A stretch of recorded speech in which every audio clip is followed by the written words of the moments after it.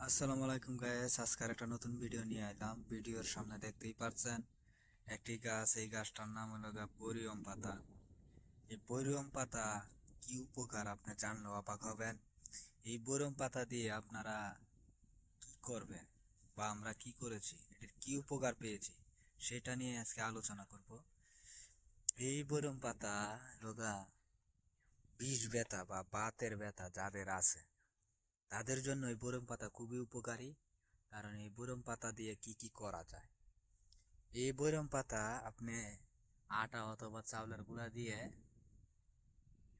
পিঠার মতন বানিয়ে খেতে পারবেন। খেলে কি হয়, শরীরের বাত ব্যথা বা পুরনো ব্যথা যদি থেকে থাকে আপনার শরীরে, এটা খেলে আপনি সুস্থ হবেন ইনশাআল্লাহ। আমি 100% গ্যারেন্টি দিলাম। কারণ আমাদের গ্রামের মা চাষিরা চাচারা এইগুলা খেয়েছে, ছোট সময় দেখেছি। খুবই উপকারী একটি গাছ। কিন্তু এই গাছটা অনেকে চিনে না, চিনে রাখেন, এটা হলো বৈরম পাতা। খুবই উপকারী একটা গাছ। যাদের বাতের ব্যথা বা শরীরের ব্যথা, পুরনো ব্যথা আছে, তাদের জন্য এই গাছটি।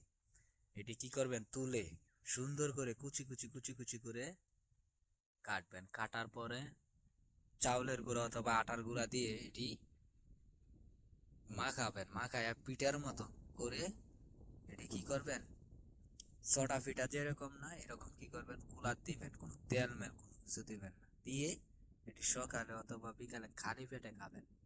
ঠিক আছে, খালি পেটে খাবেন।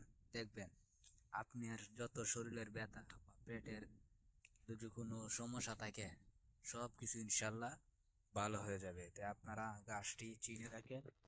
এটি হলো বৈরম পাতা। খুবই উপকারী একটি গাছ, খুবই উপকারী একটি গাছ। তে গাইস, এই পর্যন্তই আজকে। তো সবাই ভালো থাকবেন, সুস্থ থাকবেন।